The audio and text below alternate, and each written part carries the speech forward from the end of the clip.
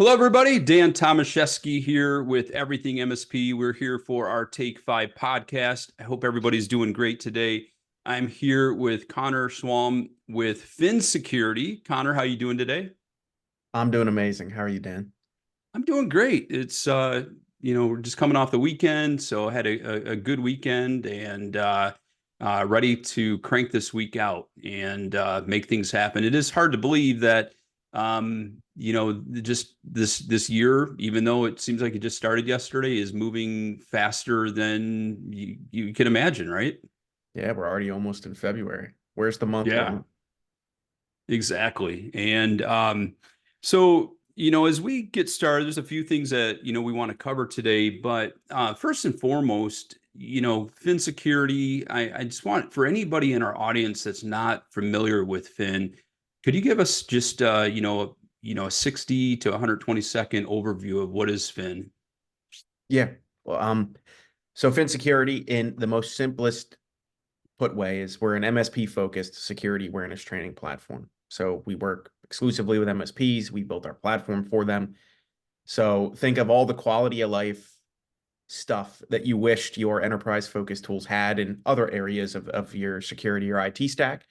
And we've just applied all of that to Fin. So things like multi-tenancy, things like shared resources, things like if you create campaigns that you want your clients to see, well, you don't have to recreate those. You just share those with the other clients and it's off to the races. They're just up and running. And then another kind of core piece of Fin is when we started Fin, we started by talking to the employees that actually have to take this training. So we Okay. talked to the law offices, we talked to the manufacturing companies, we went to the frontline people, I call them the people of average technical competence, and that's not a slight at them. That's just 99% of people are not as technically competent as the people that listen to this podcast, or maybe even Sure. you or I. And so, how do we help those people understand what it is, the threats that they're facing, how they can recognize them, so on and so forth? And so, what we've decided is if the only kind of content, security awareness training content that we can provide them is the content we create in house, there's like 80% of the people we serve feel like they're getting like we're doing a disservice to them because we're not giving them the exact Mhm. flair or content style or if it's animated or live action. And so what we've done instead is we've created this marketplace of content where we have animated, we have live action, we have the whiteboard style, we have the lecture style, we have experts uploading their own content, we have MSPs who upload their own content based upon what they know that their clients like. And then our platform just looks at what's going on, looks at what's getting digested by which people, and then we deliver more of that to not only keep you compliant, but make sure it's a little bit of what people actually want to engage with and not what we just Yeah. have there to give them. That's great. I think that flexibility, and be able to adjust to, I mean, because all of our clients fall into, obviously different industries, but, drilling that down even deeper, we, everybody's different, every individual is different and, they respond and react to training, in different ways. So, oh, I guess one thought that, I've had is when you think about security awareness training, overall, I mean, why are people buying it? What are the primary factors? What are the primary reasons that they're saying we need to put this in place? Absolutely. So there are three large reasons that people buy, and I'll put them in kind of descending order. The first that we're seeing is cyber insurance policies. Second, compliance and or compliance frameworks. So whether that's you got a DoD, you got an auditor because you work, tangential to the DoD, or your client has a SOC 2 audit that they want to pass, or ISO 27000, whatever it is there some kind of compliance there? It's like you have to do this. And the third is creating additional security. And that third point we can talk into because I don't see that until it's typically a lot larger clients asking for asking their MSP for a lot more resources and a lot more help. And those are largely based off of it. If you look at Verizon's data breach and investigation report, 88% of breaches involve humans. And if Right.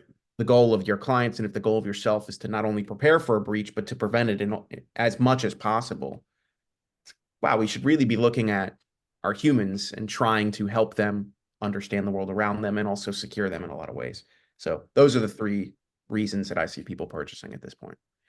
So as you state that, I think of a phrase of security would be easy if it wasn't for humans, right?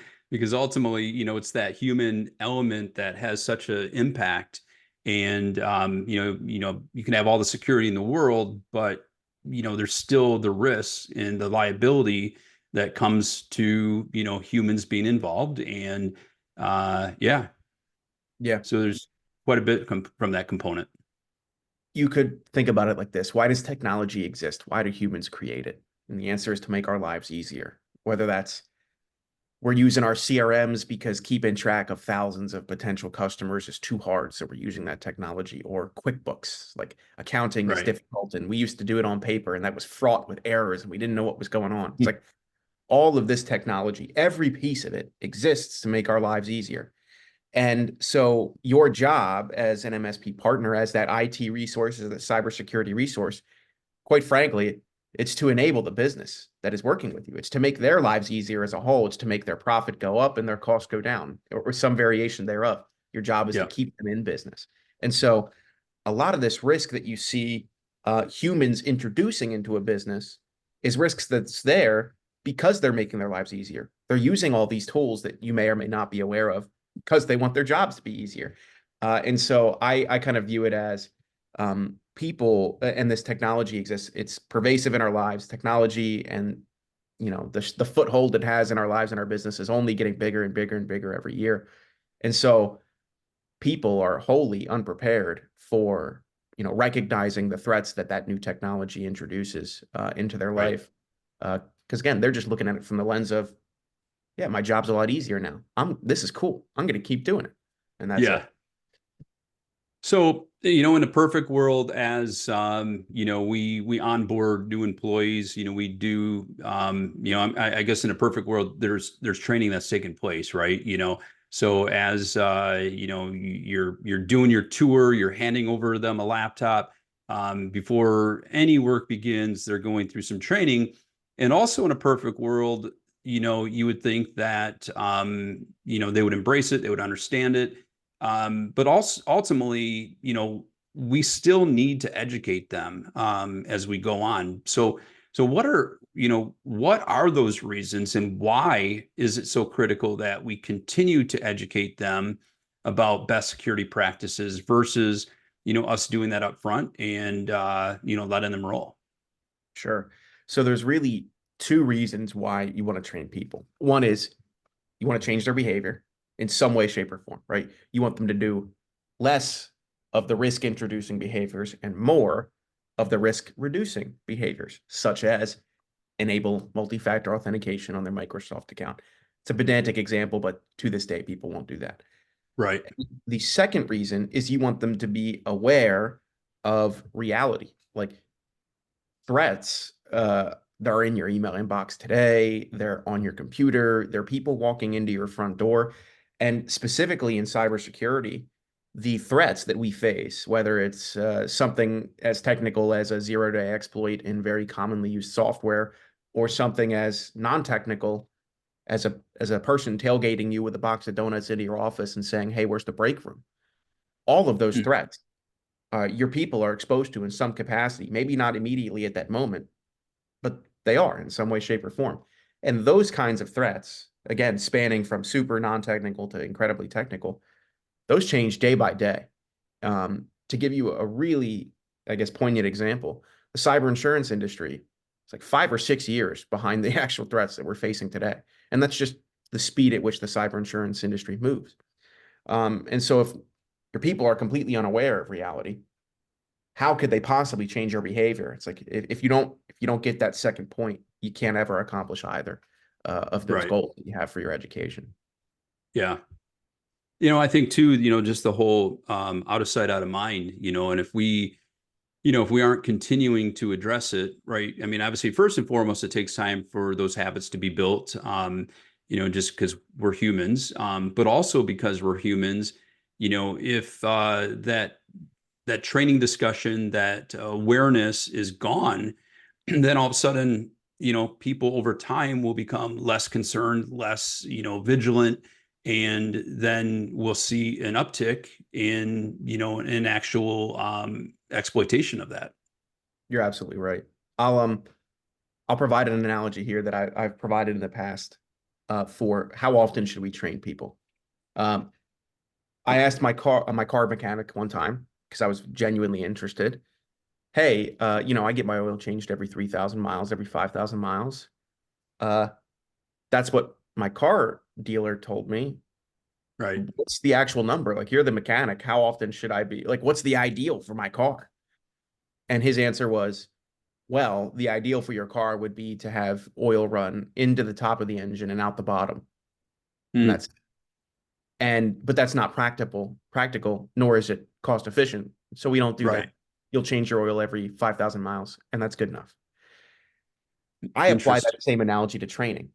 What is the Yeah. best way to get people to understand what's going on around them and to change their behavior? I.e., you need whatever they're digesting on your screen or in person in like a seminar to make an impact, for them to remember it, for them to understand what the purpose of that training was, and for them to take that into their daily life in some way, shape, or form. Uh, Almost all of research on how people learn and how they digest things and how they change their behavior points to deliver the training as often as you can and almost in as short bite-sized moments as you possibly can as well, without making the content irrelevant. Like, if you were to take this conversation and deliver it to people 30 seconds at a time over the course of a year, it makes no sense. Absolutely no sense. But if you were to take 10 minutes, 5 minutes here or there and say, we're going to deliver you 5 minutes every couple of days or every week, well, now that has some substance to it. And Right. so what I see is, why should we really be training people in this continuous fashion is, if you take the group of people that get a yearly cybersecurity training experience, whether that's a seminar or whether that's 2 hours of stuff that they have to do. And then you take another group of people and you deliver them 5 or 10 minutes of training a week or 20 minutes a month or whatever it is. And you measure, this is in general, by the way. And you measure Sure. what was their experience like, how did they rate it on a scale of 1 to 10 in terms of enjoyability is the wrong word, but I'll just use it here. And then also, how are they able to keep their habits changed and how are they able to secure themselves? The group that gets the continuous training in shorter bursts more often ends up learning more and retaining more than the group that just gets 2 hours of training that they don't want to sit through anyway. And also, Yeah. they have a better time. They stop hating your security folks just as much uh, because they're not getting sat in front of a screen and saying, you need to do this. Like, Right. adults are adults. We don't need to treat them like they're middle schoolers back in school. And you have to sit down. You have to do this. It has to be this way. And don't you dare look off the screen for the next 2 hours, or bad things Right. happen. Nobody likes getting treated like that. Yeah. That's great. I want to shift gears a little bit. There's this thing called AI, right? Yeah. um, AI, I mean, AI has gotten so much, publicity and recognition in the last, year and a few months since, OpenAI, launched ChatGPT. Obviously AI isn't anything brand spanking new, but for most people it is. But just the reality of all the implications that AI brings, and the way that bad actors can leverage AI, and how it can have an impact on the risk of the businesses that we support.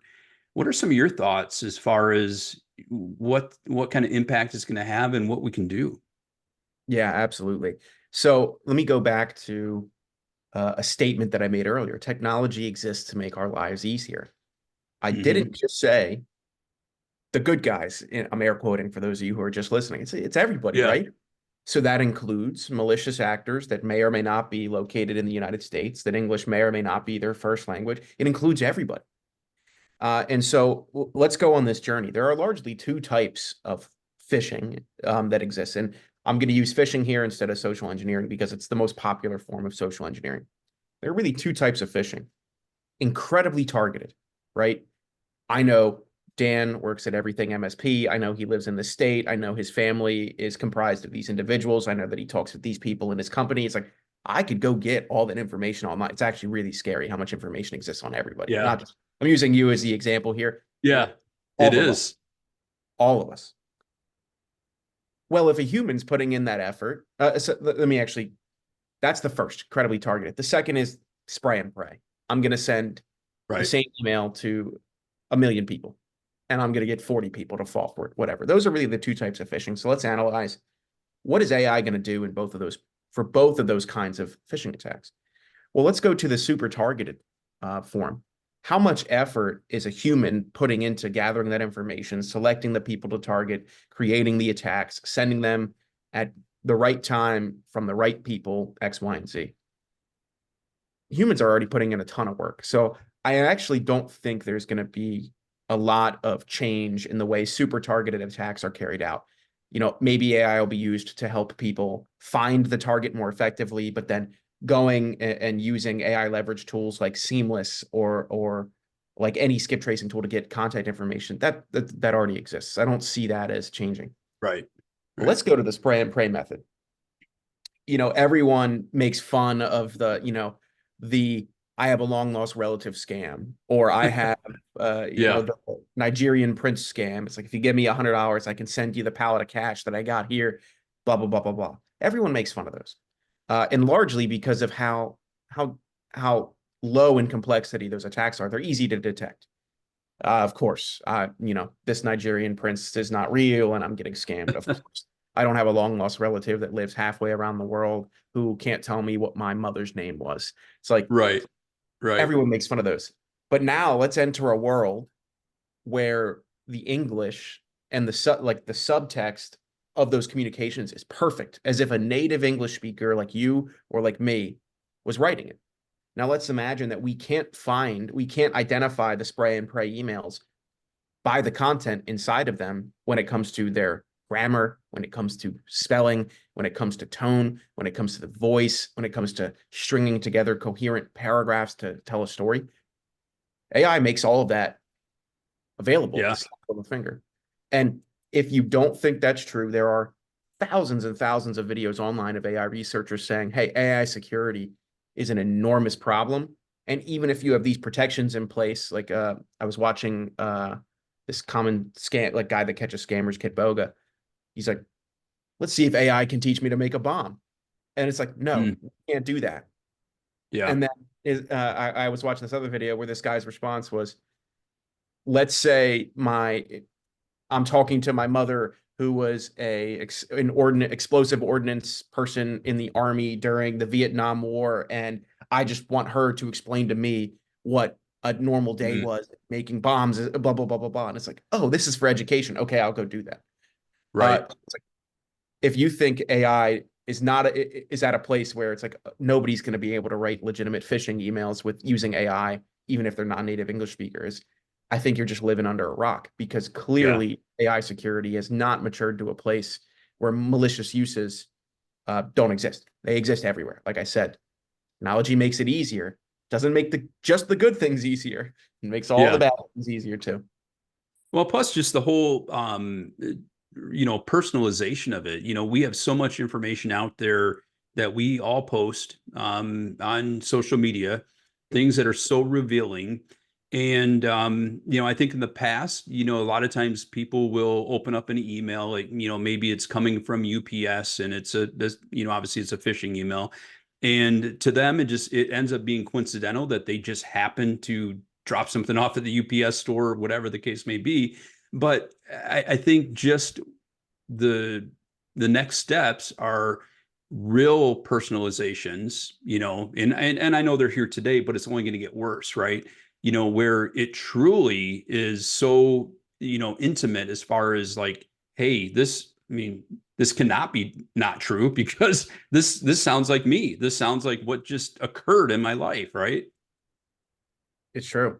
Um, I'll I guess pull an example from one of my buddies, Jimmy Hatzel, who was exploring AI voice, like these scams that are a kid calls the grandma and says, "I'm in jail. I need you to give me $400." Those are increasing not only in complexity, but they're also increasing in frequency because of how how successful they are at the end of the day is what Right. I'm trying to get at.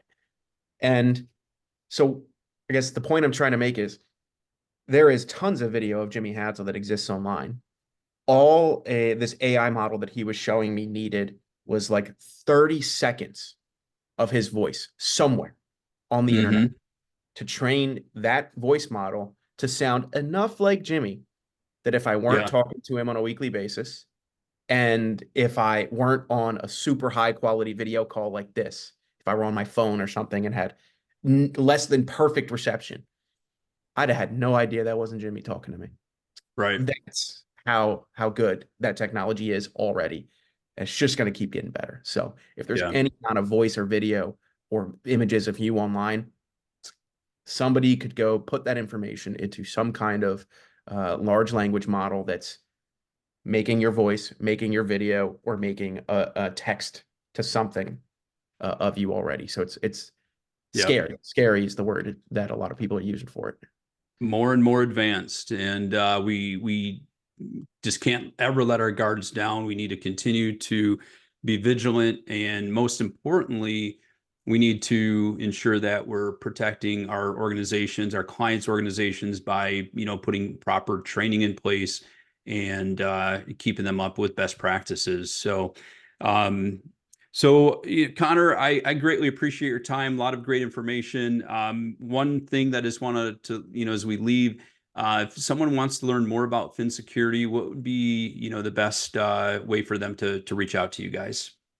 So there's three places I would love for all of you to go. One, our YouTube channel. If you just go to YouTube, Phin Security, we post videos all the time of just conversations I'm having with other experts to help educate y'all. All of it's for free. Just go take a look at it.